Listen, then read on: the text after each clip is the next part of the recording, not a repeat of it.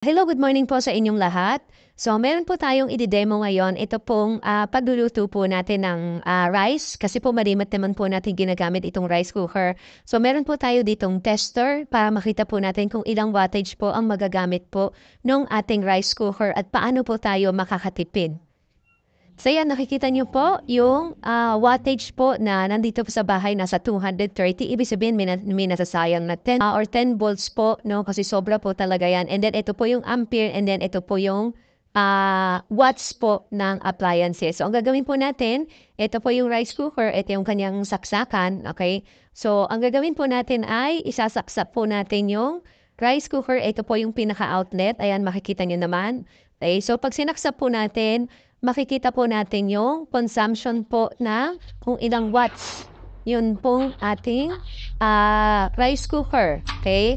So, pag yan po ay atin na pong inon, okay, kung makikita nyo po, nasa 660 watts po ang ginagamit po ng ating rice cooker pag tayo po ay nagluluto. Okay?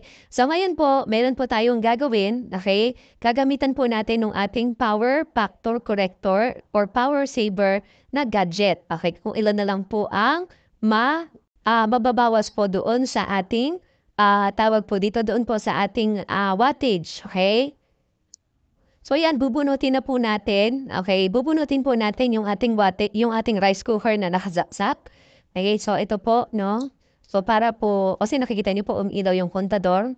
Okay, so hindi po siya nag-heat, no? Hindi na po siya nainit. Yung kontador wala na pong ilaw. Ngayon, ito pong aming power saver, yung Abtec. Kasi ang gagawin po natin, meron po kasi itong saksapan sa likod. Okay, so gagawin po natin, nakita niyo naman po kanina. Ayan, o para makita nyo lang po. Okay, so ito yung pinaka-outlet niya. Sasaksak po natin. Saksak po natin. Ayan. Medyo mahirap pong mag-video kasi mag-isa lang po ako. Okay. And then, ito po yung pinaka-rice cooker. Ito po, no, isasaksak po natin dito at makikita po natin kung ilan pong watts yung magagamit po niya. No, ilan po yung actual po na magagamit. Okay, so ito po yon. Okay, para lang po makita nyo, ilalayo ko po yung camera.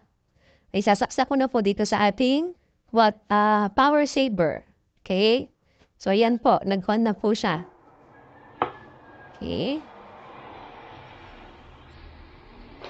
So mapapansin nyo po, from 600 watts, naging 52 watts na lang po yung nakukonsumo po niyang kuryente. Diba? 600 watts, nagiging 52 watts na lang po. Kung makikita niyo po, ay kumukulo na po yung ating rice cooker, yung sinaing po natin. So, they highly advise na minsan daw po ay kung marami po kayong isasaing is direkta muna po sa sakit. And then kapag po kumukulo na, tsaka nyo po siya ididirekta po dito, no? So makita nyo po 50 watts lang po yung kanyang kinukonsumo.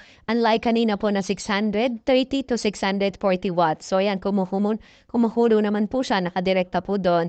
Then intayin po natin siyang mainiin, no? So yan po. So ganyan po kaganda po yung ating power factor corrector. Okay, so meron naman po tayong instructions kung paano po gagamitin po yan or mga demonstration. At avail na po kayo.